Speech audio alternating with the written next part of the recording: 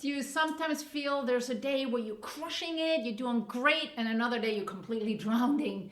And your goal this week was to stay completely consistent and you're going to stick to your routine, and then life happens. Back to back meetings, maybe you had a deadline you didn't know about or got moved up, maybe your kids are getting sick or something else happened. You totally forgot to eat lunch, and suddenly your goals out the window. By Thursday, you're just trying to survive. Sounds familiar? I've definitely been there. So here's what I want you to know. It's not because you lack discipline. It's not because you didn't want it bad enough. And it's definitely not because you're lazy. The truth is, our brains are not wired for consistency in chaos. So when those curveballs come, it's wired to survive. Its job is to keep us alive. And so whatever comes at you, your brain's job is just to deal with that first to keep you alive. So routines usually get kind of pushed to the side. So great news here. You can train that. You can train to deal with those curveballs better, more efficiently. And that's what I do with the high performance clients that I coach. Those are leaders, entrepreneurs, athletes, and yes, retirees. They can be overwhelmed and burned out at times. And any driven human like you that wants to stay on track and not wants to burn out has to really start utilizing a brain-based approach. Welcome, I'm Heike Fallon. I'm a personal high performance coach and a neurosports therapist, and I help my clients sustain for the long term with a brain-based approach. So in this episode, I'm going to share how to rebuild lasting consistency using your brain and not willpower, because that doesn't work. Willpower doesn't work. And once you understand the nervous system and how it works a little bit, you kind of stop fighting yourself and you start really, embracing it and really sometimes can be in a flow state. So let's start with motivation. Motivation is very unpredictable, and no, it's not a switch that gets flipped on. It's actually something you have to generate. You have to generate motivation. And it's actually, our brain's actually not designed to stay motivated. It's actually designed to conserve energy and keep us safe. And it will do whatever it needs to do, like I said, when life gets chaotic. The key is when your nervous system feels overwhelmed, tired, overstimulated, it will just shut down anything else, and any extra effort will be put aside and it will focus on what is needed now. And that includes like when you want to do your workout, you want to do your journaling, your food prep, the 5-minute walk you promise you will take. And you will literally skip all that because that's not as important for the brain at that point. Here's what most people get wrong. They try to force consistency from a survival state. And consistency doesn't come from force. It comes from really more structure and a safe space. So let me give you a little reframing. Consistency doesn't come from motivation. It comes from clarity, structure, and brain-friendly repetition. And I'll explain that a little bit more here. But it means that your first step is not to push harder. It's actually to reduce friction, because the brain thrives really when there's simplicity. So when things are very complex and there's really a lot going on and you feel like the resistance, it's important to start with one consistent action, just one. It's about making like small steps, breaking it down, making them very doable. So instead of like thinking you have to do this like super long workout, you may just go work out for like 5-10 minutes. If you had plans to write, you might just write one sentence or one paragraph. So the key is to really create micro habits in that state. And that tells your nervous system, hey, you know what? I can do this. I'm safe and it's not overwhelming.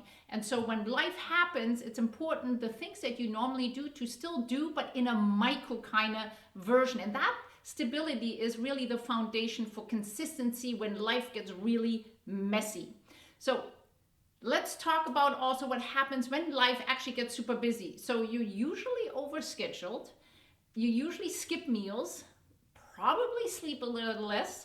And you might be surrounded by pings and noises and people needing you, and you feel like you're pulled in all different directions.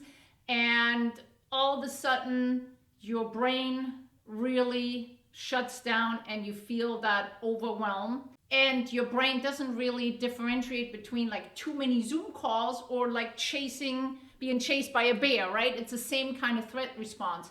So you need to know that at that point, the brain just says, I feel unsafe. And it starts triggering the stress response, so known as fight and flight, right? Your sympathetic system is ramped up.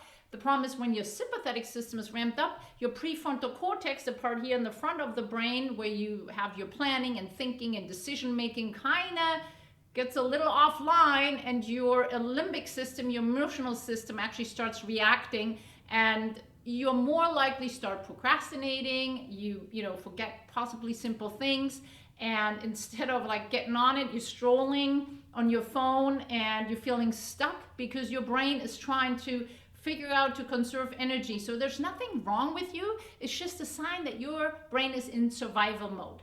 And everyone has a different threshold, and so everyone has to, at the end of it though, regulate their nervous system first. So before you want to actually jump into performance, you need to first calm the nervous system down. That means you got to activate the parasympathetic system or do some inhibiting so that the sympathetic system isn't so ramped up. Parasympathetic system is most people know it as a rest, calm, and digest system. So let me show you 2 exercises that I love doing and I do with my clients as well. The first one is called the squat breath hold drill. And so you're just going to stand and you just do small little squats, okay? Assuming you have no back, no knee issues. And you're first going to just breathe with that normally. Make sure you use your diaphragm when you're inhaling, okay? So then after 3 breaths, you're going to hold your breath on the exhale and you're going to keep doing small little squats until you feel like you need to get air again, but so you can breathe normally, not gasping for at the end. So let's start doing this. So you're going to start just a few squats, breathe normal.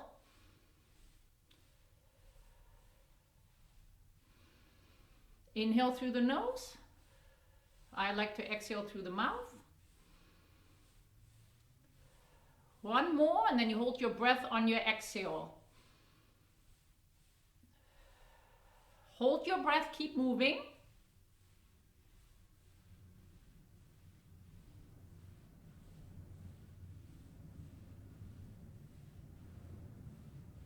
And whenever you feel like you can breathe normal, but you kind of have to get a breath, you're going to start breathing again. So don't go to the end where you're going to gasp for air, but kind of push yourself a little, and then you do a few more repetition of squats.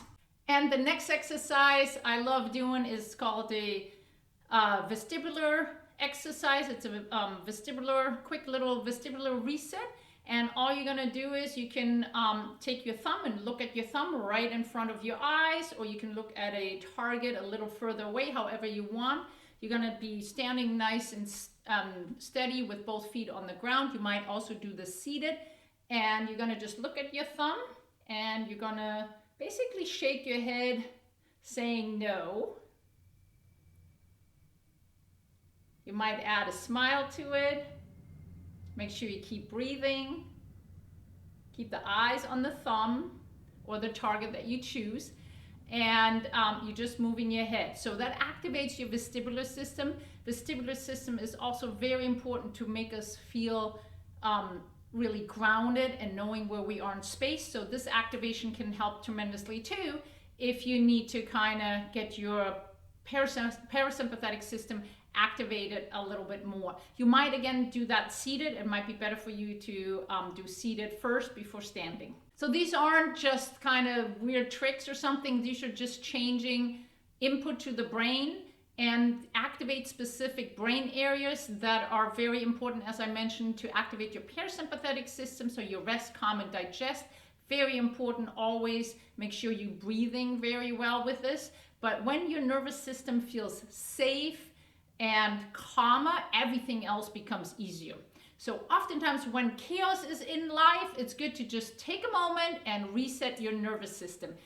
Common mistake I see with high achievers, they're trying to maintain that full routine during chaos, And in that time, though, energy is really needed for dealing with the situation. So it's very important to kind of stop, embrace, and then see if you, instead of skipping your routines that you've been normally implementing, to just shrink that, make that really, like I said, the micro scaling, make it very, very small. And yes, sometimes just walking around the block when you normally walk for a half hour, an hour, is totally fine.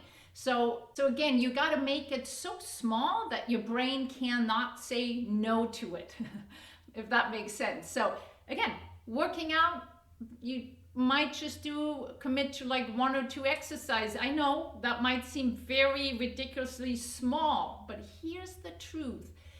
Oftentimes, if we just get started, because that getting started is the hardest thing, we tend to do a little bit more. So, but your commitment is just, okay, I'm not skipping my workout. I'm just doing at least 2-3 exercises, and that's it.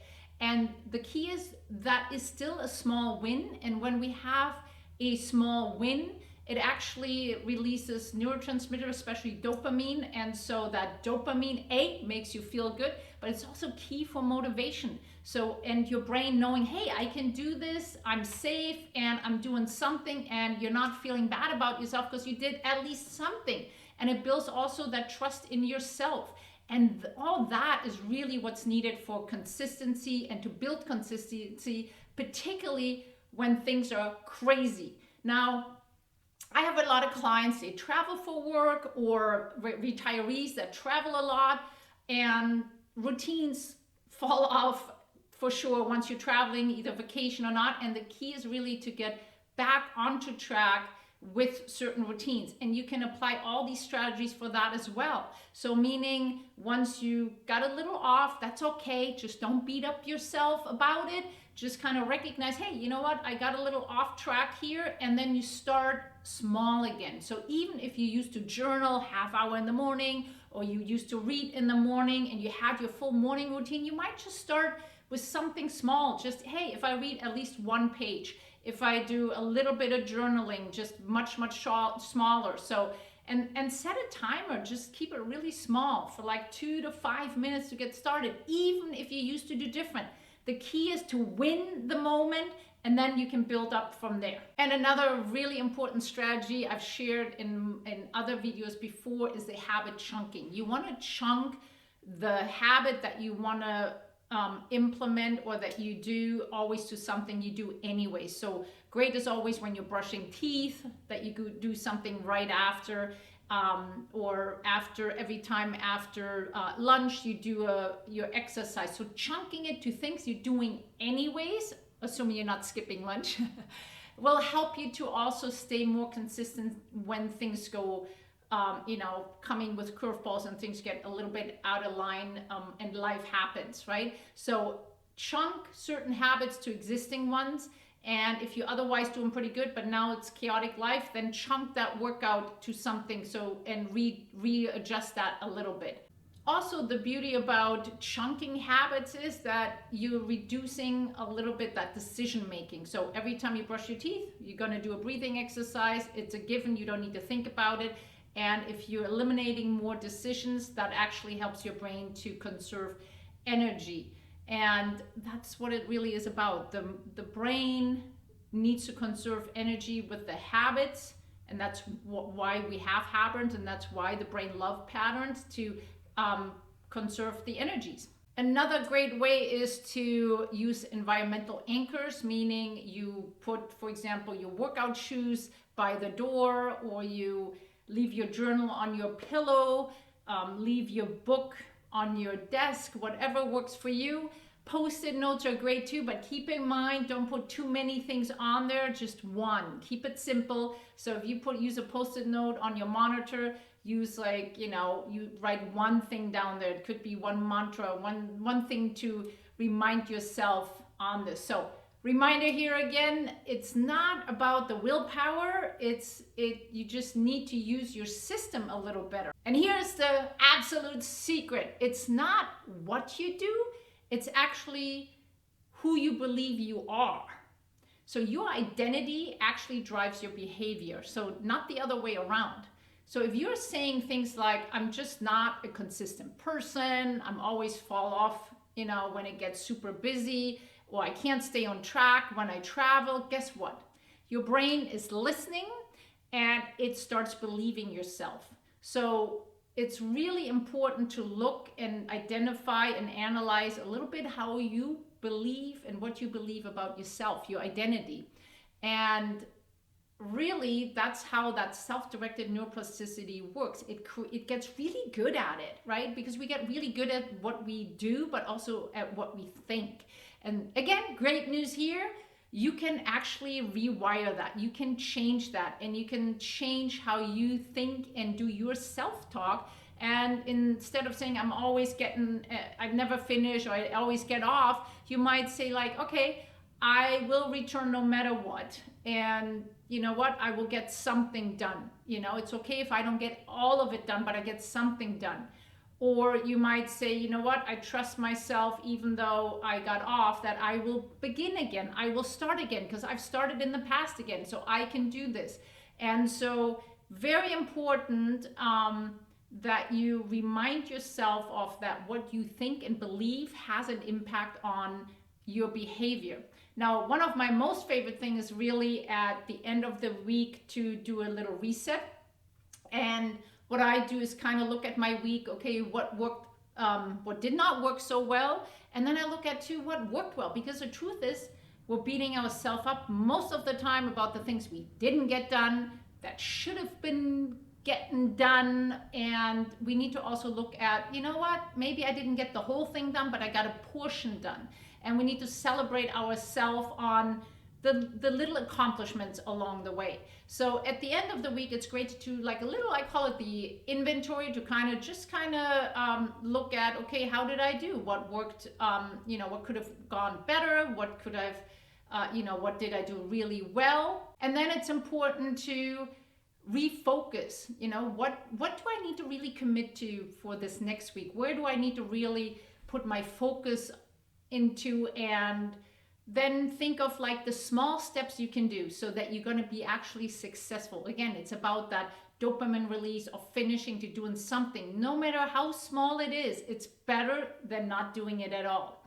And why does this work? Well, because you're also kind of priming your prefrontal cortex with that intentional planning. So your brain will kind of remember that a little better throughout the week. And you will actually also help your limbic system, so your emotional area, to kind of relax a little bit, because you're also celebrating yourself. So you're giving yourself a little bit of grace there. And it also, again, works on that whole reward system with the dopamine release. So again, don't reflect on just what's wrong and what did you not do. That's important to look at a little bit too, but also really look at the things that you did accomplish, or maybe handled pretty well according to the situation. So stop reacting and start leading yourself really with a brain-based approach, because you can train your brain, and you can really do that with gaining more clarity and exercises you've done. And the cool part is, even that reflection at the end of the week only takes 10 minutes and it doesn't cost anything. And you can journal about it. I write it in my planner. You can do it with your partner. You can do it on a walk. You can just, you can just do it your way. So it doesn't always have to be this strict way. Just in your head, reflect, and then restructure and set new intentions for the next week. Format doesn't really matter. What matters is consistency. So when your nervous system knows that you're doing a reset weekly, it actually helps you to relax as well. So try to do that next week. Starting the next week off with a new system, and see how that works for you. So key takeaway here really is about, it's not about being perfect, but it's about being consistent. And the consistency can be really, really small, micro scaling steps. And you don't have to do it all in order to move forward. Again, one little thing at a time really helps you navigate through when life gets really chaotic and messy. So You don't need to wait for when it calms down again. You got to just do it as you're in there and take care of yourself along the way. So let's be honest, life really slows down. There's always something. There's always, plans will change. Energy goes up and down, sleepless night. It's unpredictable, and that's okay. We just need to embrace it. But when you build and understand those routines that help your nervous system, then consistency becomes even easier and more possible. So start small, make your commitment very small, but stick to it, chunk your habits, and do your reset every week. And with that said, I hope this helps you, and feel free to comment below the strategies that you use, how you micro scale, because you're not behind, you're not broken. It just may have been too much scheduled and planned, and for curveballs to come in, and you're just right there. You just need to embrace it and not beat yourself up. So hopefully this helps you, and I'll see you next time.